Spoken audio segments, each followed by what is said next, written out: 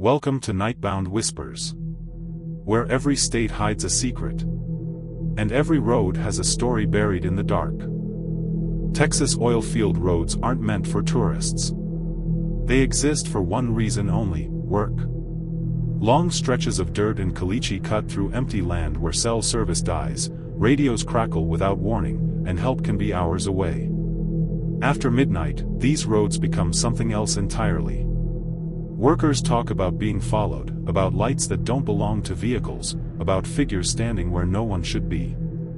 What you're about to hear are 4 true nightmares from isolated Texas oil field roads, stories told by people who knew these routes better than anyone, and still couldn't explain what they encountered when the sun went down. Before starting today's video, tell us in the comments where are you watching from and what time is it there so we know from which state people are watching from. The pickup that followed.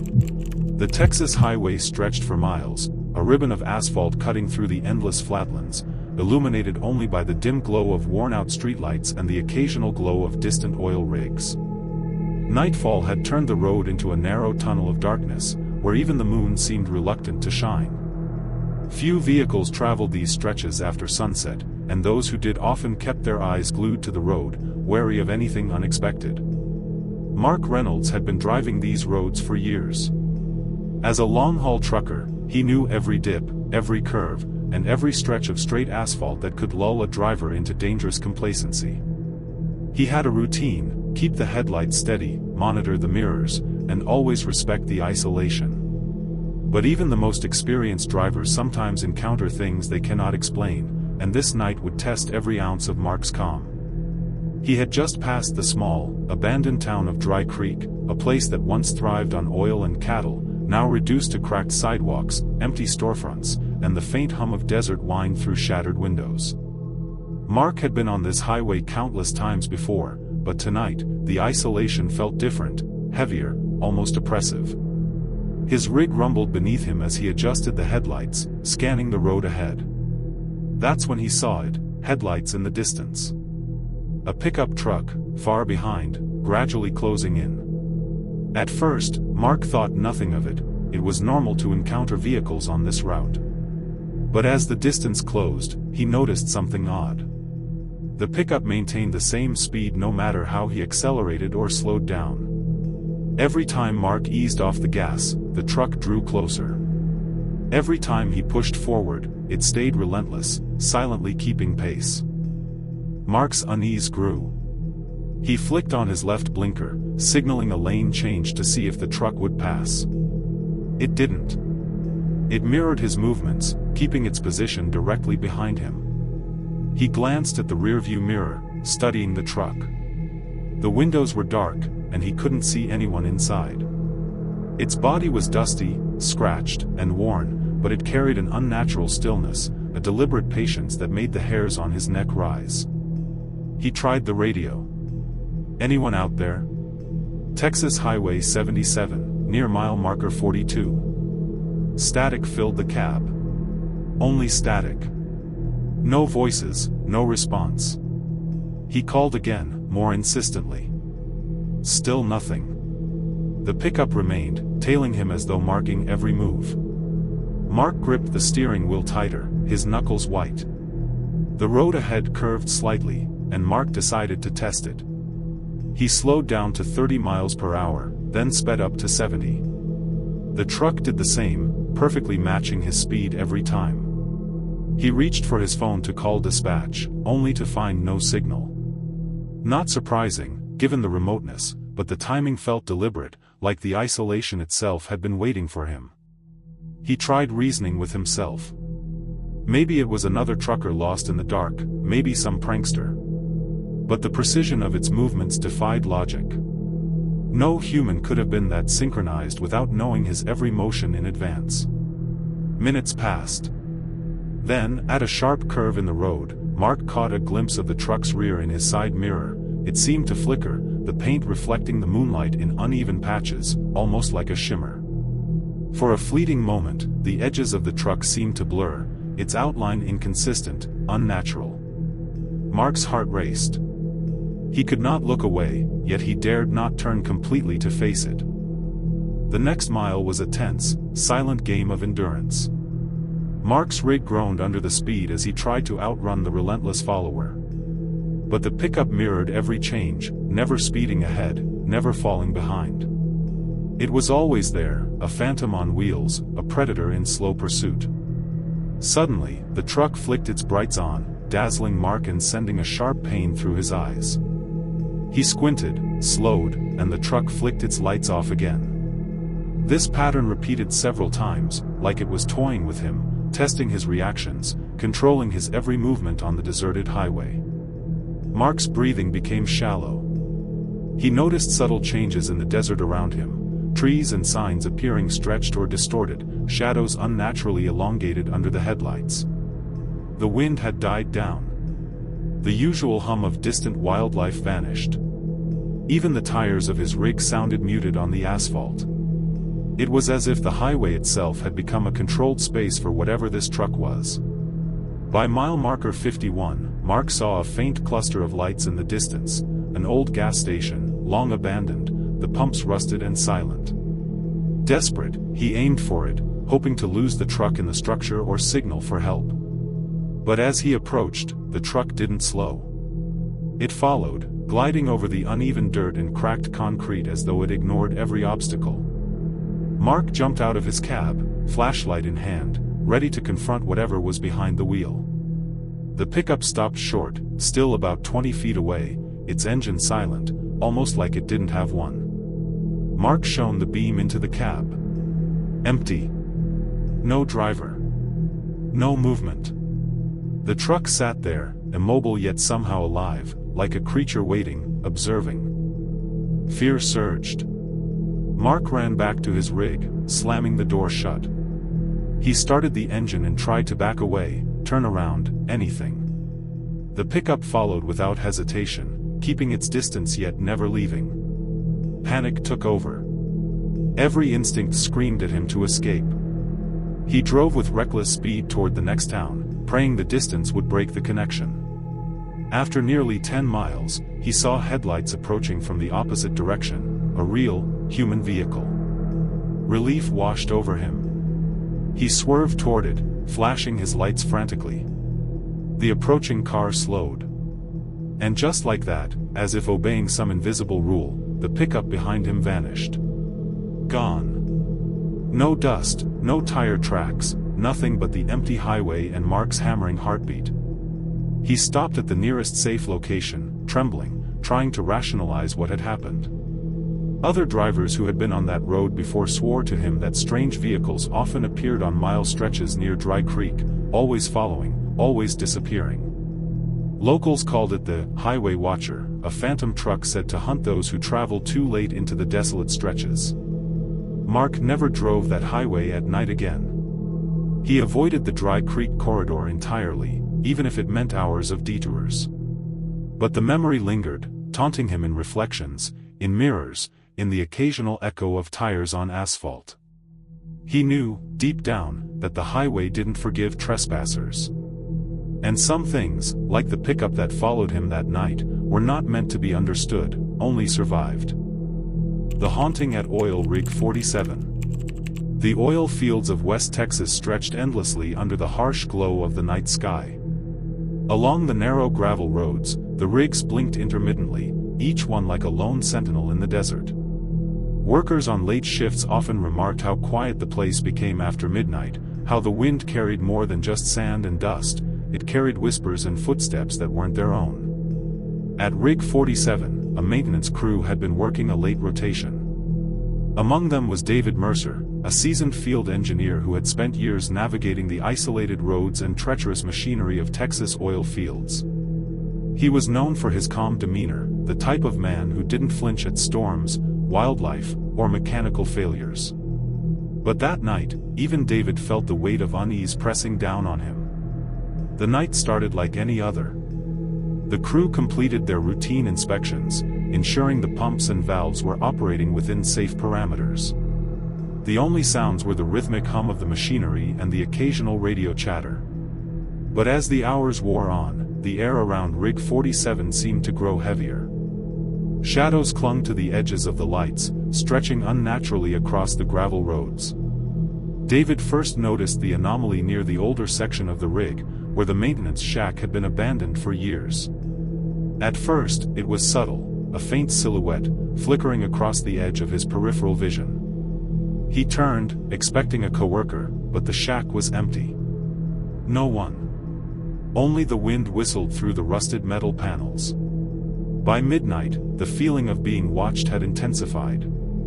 Every step David took seemed to echo off the machinery, but occasionally, he swore he heard other footsteps, heavier, deliberate, and not matching the pace of his own. The crew brushed it off as fatigue or the acoustics of the field. Yet David could not shake the sense that something was out there, lingering just beyond the cone of the floodlights. It began with small things. Tools were moved slightly from their storage racks.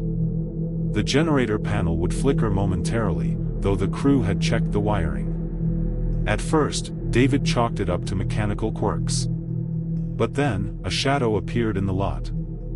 A man, or what seemed like a man, standing near the edge of the well pad, just beyond the reach of the rig lights. The figure never approached. It simply stood, motionless, observing. David tried calling out, his voice cutting through the silence, but there was no response. No movement. And when he pointed his flashlight toward the figure, it vanished. No footsteps in the gravel, no traces on the dusty ground.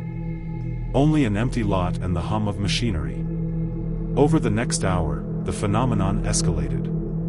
The figure appeared multiple times, always at the edge of light, never fully visible. Tools were inexplicably found in places they had been double-checked against. Radios, left on the benches, would emit static-filled voices whispering unintelligible words.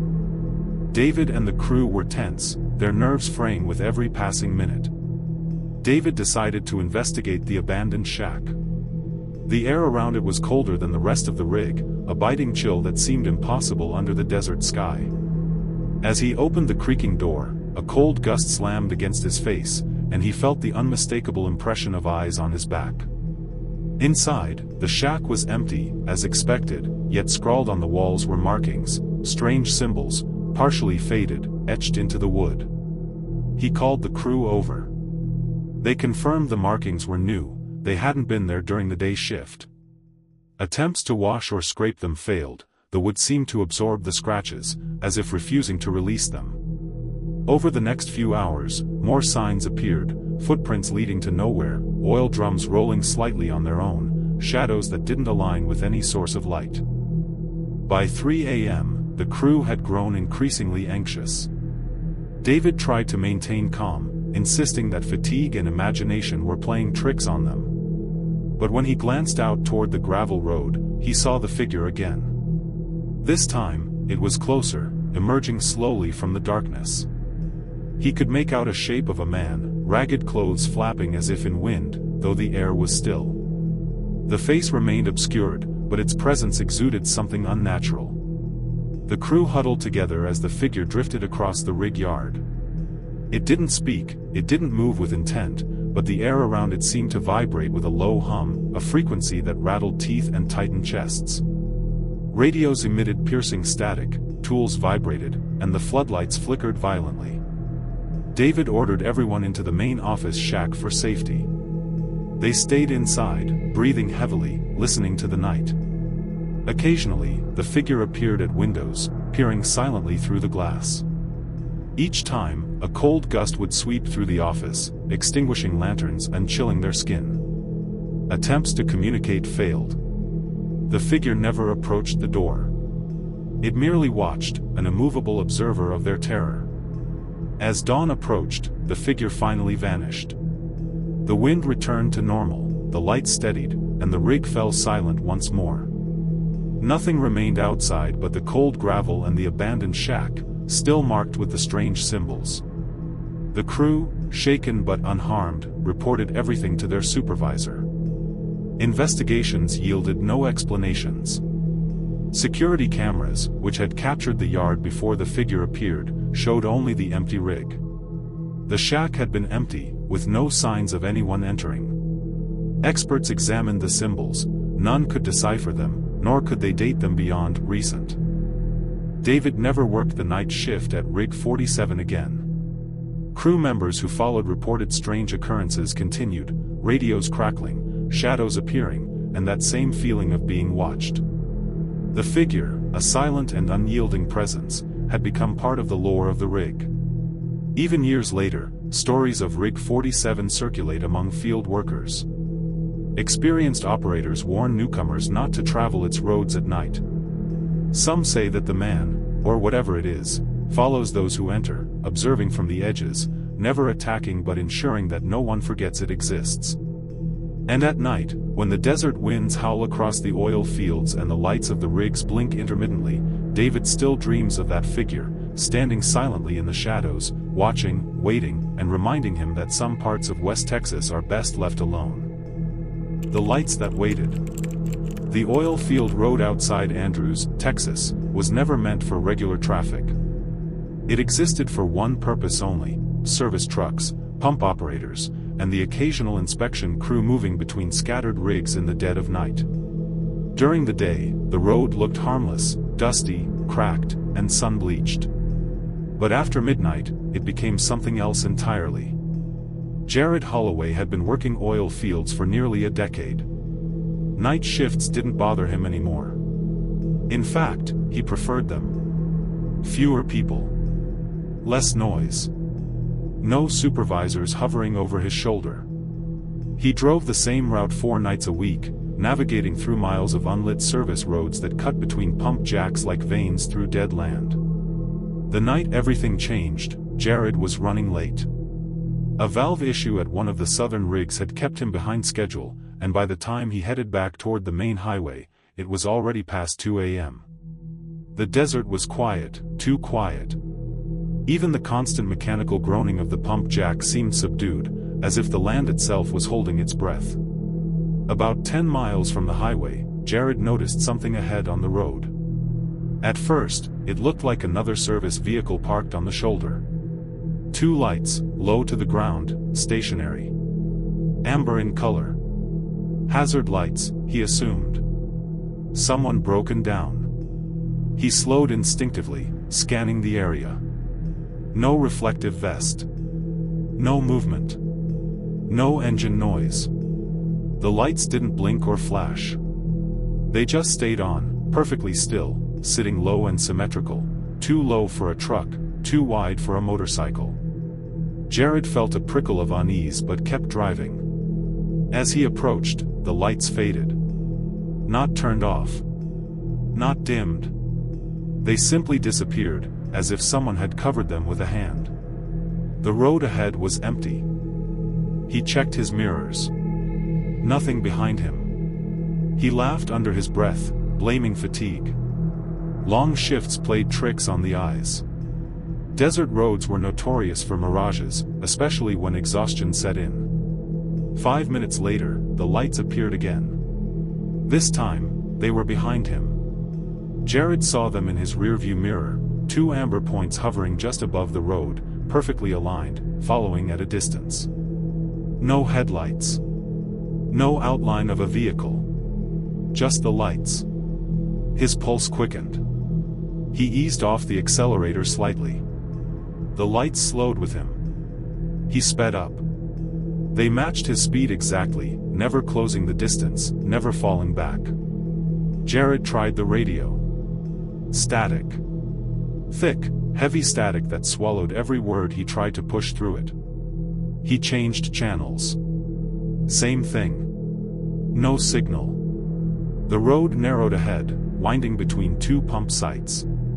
The light stayed with him, gliding smoothly over potholes and washboard ruts that made his own truck shudder violently. Whatever was behind him wasn't reacting to the terrain. That was when Jared noticed something worse. The lights weren't reflecting in his mirrors properly. They cast no glare. No flare. Just 2 dull orbs suspended in the darkness, like eyes that didn't belong to anything physical. His breathing became shallow. He reminded himself not to stop. Everyone who worked these roads knew the rule: if something felt wrong, you kept moving until you hit pavement with traffic. You didn't pull over. You didn't investigate. Ahead, the road straightened into a long, empty stretch. Jared accelerated hard, pushing his truck well past the recommended speed. The engine strained. The tires hummed louder against the dirt. The lights stayed exactly where they were. Then they began to rise. Slowly, deliberately, the amber points lifted higher in the mirror, no longer level with the road, but climbing upward, as if whatever carried them was standing up. The distance between the two lights widened slightly, stretching beyond the width of any normal vehicle. Jared whispered a curse and glanced forward, refusing to look too long. The air inside the cab felt thicker, heavier. His ears popped, like a pressure change before a storm. The lights stopped rising when they reached the height of his rear window. They hovered there, steady and patient. Then one of them blinked. Not off and on. Closed. Like an eyelid. Jared slammed the accelerator. The truck lurched forward violently, bouncing over ruts and sending tools rattling behind the seat. His hands shook so badly he struggled to keep the wheel straight. The lights surged closer. Not fast, smoothly, effortlessly. No sound. No engine. No dust cloud. Just presence. The temperature in the cab dropped. Jared could see his breath fog faintly in front of him. The dashboard lights flickered once, then stabilized. He shouted into the radio, even though he knew it wouldn't work. Static answered him, louder now, almost pulsing. Ahead, the road ended at a T-junction where it met another service road leading to an active rig with floodlights. Jared aimed for it without hesitation. As soon as the floodlights came into view, bathing the land in harsh white glare, the amber lights vanished. Not faded. Gone. Jared skidded to a stop beneath the rig's lights, heart hammering, chest tight. He jumped out of the truck, scanning the darkness around him. There were no tire tracks behind him. No disturbed dirt. No sign anything had followed him at all. Another worker emerged from the rig shack, drawn by the noise. He asked if Jared was okay. Jared hesitated before answering. Then he asked a single question. Do you ever see lights out here that don't belong to anything? The man didn't laugh. He looked past Jared, down the dark road, and nodded once. They don't like being followed, he said quietly. And they don't like it when you notice them. Jared never drove that service road again. He switched to day shifts, even though the pay was worse. But sometimes, just before dawn, when the desert was at its quietest, he swore he could still see those amber lights, waiting at the edge of the road, perfectly still, for someone else to come along. The man standing in the flare light. The flare stack outside Orla, Texas, burned day and night. A constant pillar of fire roaring against the empty sky, visible from miles away. Most oil field workers found comfort in it. The light meant activity. Power. People nearby. It meant you weren't completely alone. Caleb Moreno trusted the flare light more than any GPS signal. He had been hauling equipment between remote pump sites for nearly 4 years. His route ran through a network of service roads that barely appeared on maps, long, straight stretches of caliche and dirt that cut through flat, unforgiving land. At night, the roads felt endless. No landmarks. No fences. Just darkness and the occasional glow of machinery. On his final delivery of the night, Caleb turned onto a lesser-used road that led toward a decommissioned well site. He'd driven it before, but rarely after midnight. The road was narrower than most, flanked by dry scrub and rusted pipe stacks left behind from earlier drilling operations. The flare stack ahead burned steadily, its orange light flickering across the ground in uneven waves. Shadows stretched and snapped back with each shift of the flame. Caleb kept his eyes forward, hands steady on the wheel. That was when he saw the man. He stood just inside the flare light's reach, maybe 50 yards off the road.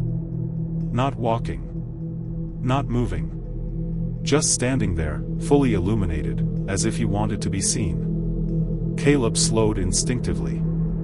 Oil fields attracted strange sights, contractors, surveyors, the occasional trespasser, but something about this felt wrong immediately.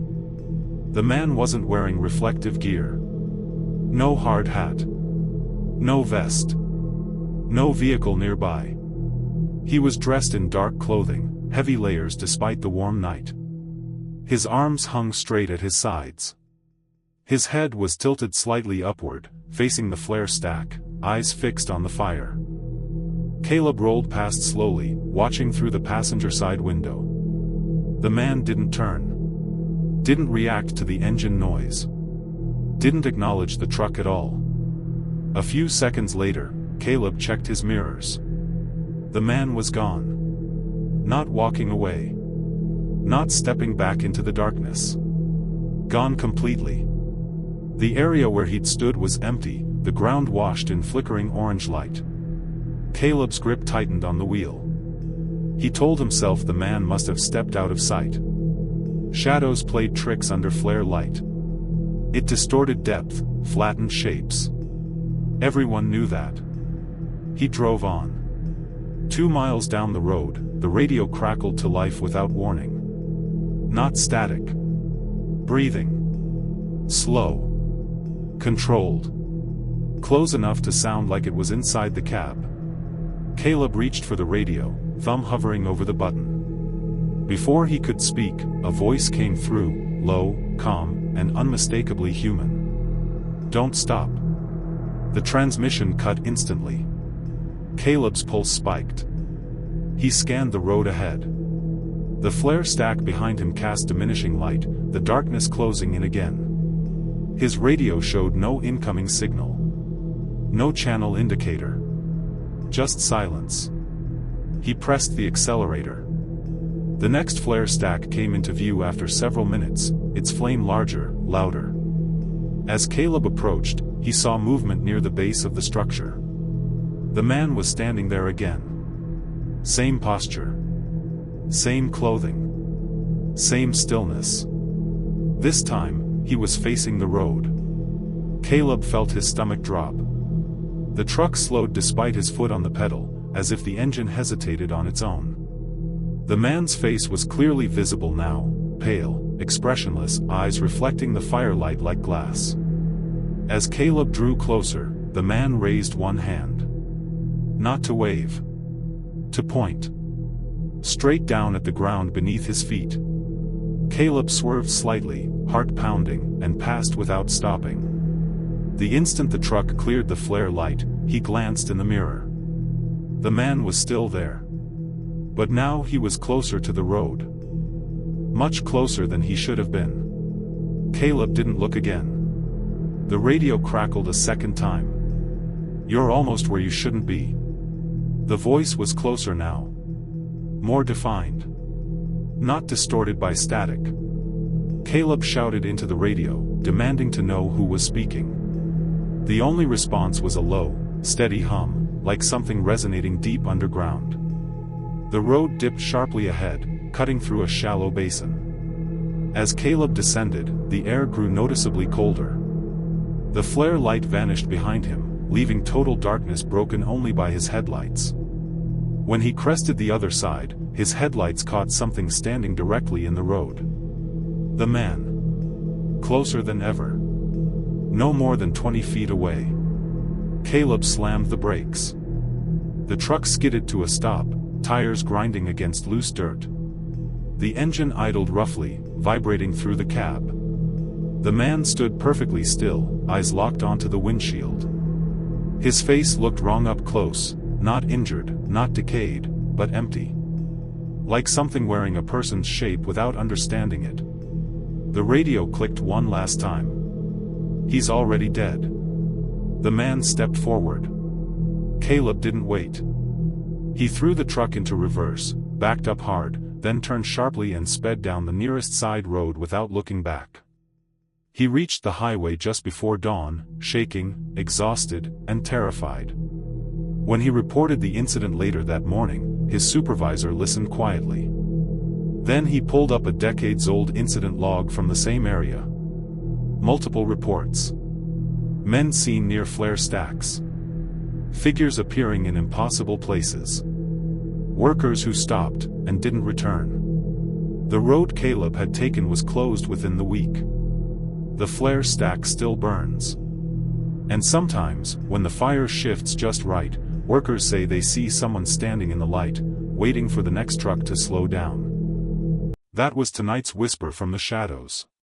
Subscribe to Nightbound Whispers. And remember, the night is never truly silent.